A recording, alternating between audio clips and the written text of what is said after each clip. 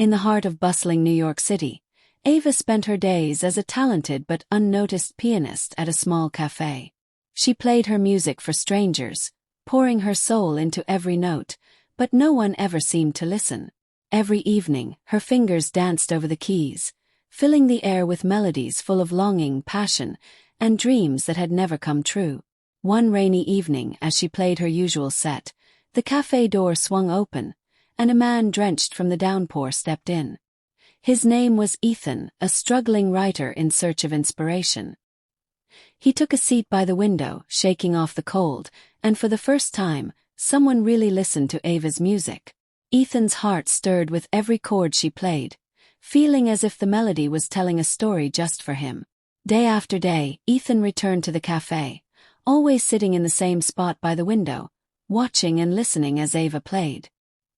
He never spoke to her, but his eyes followed her every move. Her music became his muse, filling the pages of his notebook with words he never knew he had in him. One day, as Ava finished her performance, she noticed the man who had been sitting by the window for weeks.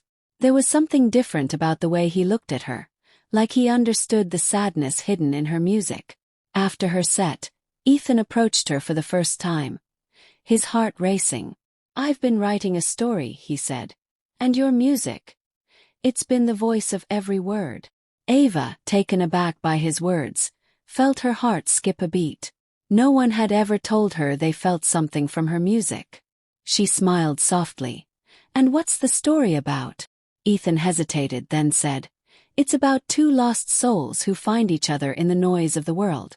One who writes and one who plays, but both searching for something they didn't know they needed." Ava's smile widened. "Sounds like a story worth telling." From that moment their connection grew. They met after every performance, talking for hours about music, words, dreams, and life. Ava would play, and Ethan would write, their worlds intertwining in perfect harmony. Her melodies became his inspiration, and his stories gave her music new meaning. As their bond deepened, they realized they weren't just writing or playing for themselves anymore. They were creating something together. Their hearts had found a rhythm, a song that neither of them could have composed alone. One evening, Ethan handed Ava a manuscript, his finished story. "It's our story," he said, his voice full of emotion. "The forgotten melody that the world missed, but we didn't." Ava's eyes filled with tears as she read the words, recognizing every moment they had shared, every note she had played, reflected in his writing. She knew then that their love wasn't just a story or a song, it was the life they had found in each other's presence. From that day forward, the cafe was never the same. People didn't just hear Ava's music, they felt it.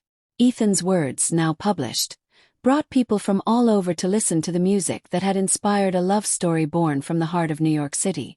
And so, the writer and the pianist, two souls who had once been lost in the noise of the world, found each other in the forgotten melody they had created together. Their love was the song that would never fade.